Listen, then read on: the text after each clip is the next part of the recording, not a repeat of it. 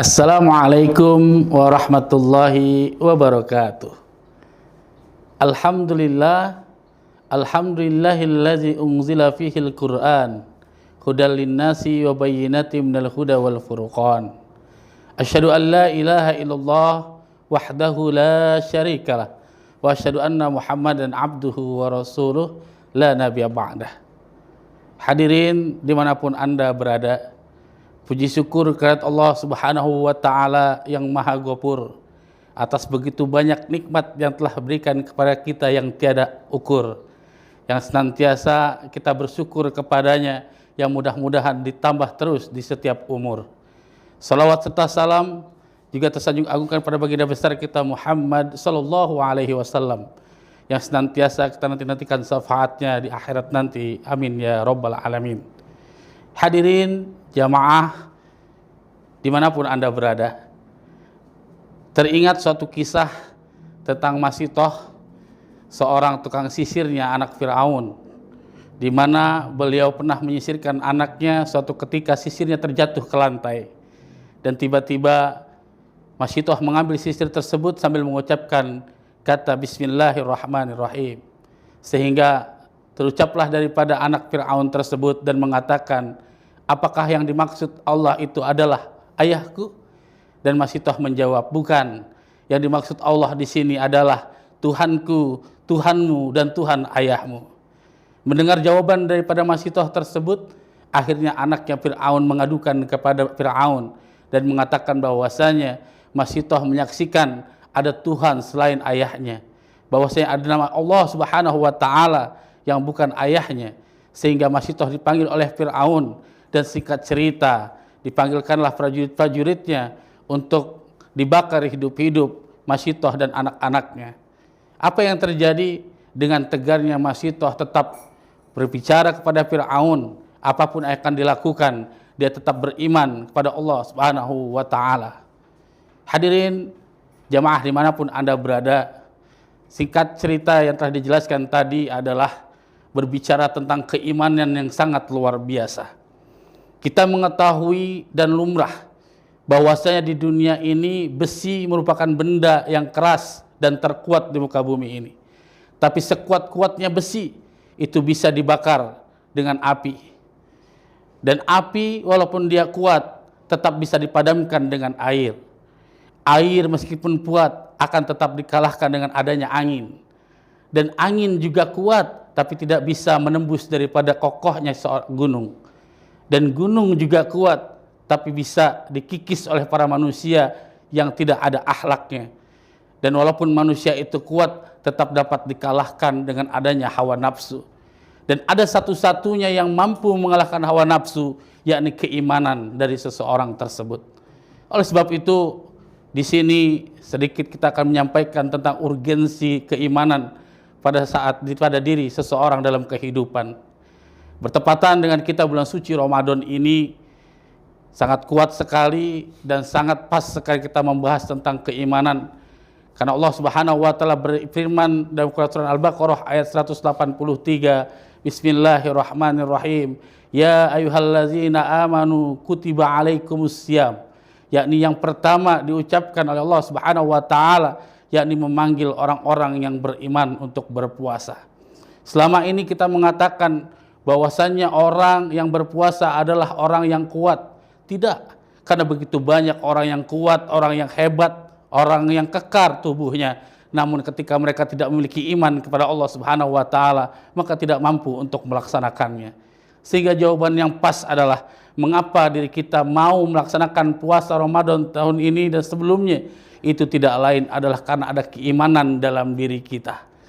Dan oleh sebab itu, dalam senantiasa Rasulullah SAW pun menegaskan dalam hadisnya, man shoma Ramadana imanan wahtisaban. Lagi-lagi Rasulullah pun menegaskan bahwasanya barang siapa yang melaksanakan puasa dengan penuh keimanan, lagi-lagi iman sangat dibutuhkan dalam melaksanakan ibadah puasa ini. Belum lagi ditambah pada saat kita melaksanakan sholat tarawih, di ujungnya seorang imam berdoa dengan bacaan Allahumma ja'alna bil imani kamilin. Lagi-lagi berdoa kepada Allah Subhanahu wa Ta'ala, ya Allah, jadikanlah diri kami sebagai orang yang beriman yang kamil, yang sempurna keimanannya, bukan setengah-setengah. Oleh sebab itu hadirin dimanapun Anda berada, begitu pentingnya keimanan, karena tanpa iman kita tidak akan pernah melakukan apapun yang diperintahkan oleh Allah Subhanahu wa taala. Tapi dengan adanya keimanan, bukan hanya melaksanakan puasa Ramadan, apapun yang diperintahkan oleh Allah Subhanahu wa taala dan apapun yang dilarangnya, pasti kita akan dengan hati untuk meninggalkannya. Oleh sebab itu iman itu sangat penting, sehingga makna iman itu sendiri adalah al-imanhu wa tasdiqu bil qalbi wa iqrarun bil lisani wa amalun bil arkan. Yang disebut dengan iman itu adalah menetapkan dalam hati, mengucapkan dengan lisan, dan melaksanakan dengan seluruh anggota badan. Kita sebagai orang Islam memiliki rukun iman yang 6, bukan hanya yakin saja, akan tapi kita menyatakan dalam hati kita, mengucapkan dengan lisan kita, dan kita juga melaksanakan dengan seluruh anggota badan kita. Kita beriman kepada Allah Subhanahu wa taala, berarti kita melakukannya bukan hanya ucapan saja, tapi kita mampu untuk melaksanakan apa yang diperintahkan dan apa yang dilarangnya. Kita beriman kepada Rasul kita, berarti kita juga melaksanakan apa yang dicontohkannya dan menjauhi apa-apa yang dilarangnya. Begitulah nikmat iman yang sangat luar biasa. Karena dengan iman hidup kita akan tenang. Dengan iman hati kita akan tentram. Dengan iman apapun akan dengan enak kita laksanakan, karena semuanya kita landasi dengan keimanan, keyakinan pada Allah Subhanahu wa taala. Oleh sebab itu sangat penting iman dalam kehidupan kita, khususnya di bulan puasa ini. Karena tanpa keimanan mungkin di antara kita tidak akan ada yang mau melaksanakan puasa ini. Oleh sebab itu meskipun al-imanu yazidu wa yanqus, iman itu terkadang naik dan terkadang turun. Kata para ulama menjelaskan dalam kitab Risalatul Mu'awwanah, setidaknya ada 3 cara. Bagaimana caranya agar supaya keimanan kita terus bertambah pada Allah Subhanahu wa taala. Apa saja kata para ulama tersebut? Yang pertama yakni dengan qiraatul Quran, yakni dengan senantiasa membaca Al-Quran, terlebih lagi dengan maknanya. Bukan berbicara tentang berapa banyak yang dibaca, tapi seberapa istiqomah dia melakukan itu, seberapa sering dia mengucapkan atau membaca Al-Quran tersebut. Maka insya Allah dengan seringnya kita membaca Al-Quran, seringnya kita memaknai, membaca maknanya, maka kita pun akan mengerti mana hal yang diperbolehkan oleh Allah Subhanahu wa taala dan mana hal yang dilarang oleh Allah Subhanahu wa taala. Dan yang kedua, agar supaya iman kita terus memupuk iman kita agar tidak turun, yang kedua yakni senantiasa menghayati ciptaan Allah Subhanahu wa taala. Begitu kita melihat ciptaan Allah, maka agungkanlah kekuasaan Allah. Sungguh Allah Maha Besar. Subhanallah, Allahu Akbar. Tidak ada yang kuat, tidak ada yang mampu apapun kecuali atas izin Allah Subhanahu wa taala. Dan yang terakhir, yang ketiga, ketika keimanan kita tidak mau turun, kata para ulama menjelaskan, setidaknya kita senantiasa melaksanakan perintah Allah Subhanahu wa taala atau beramal soleh.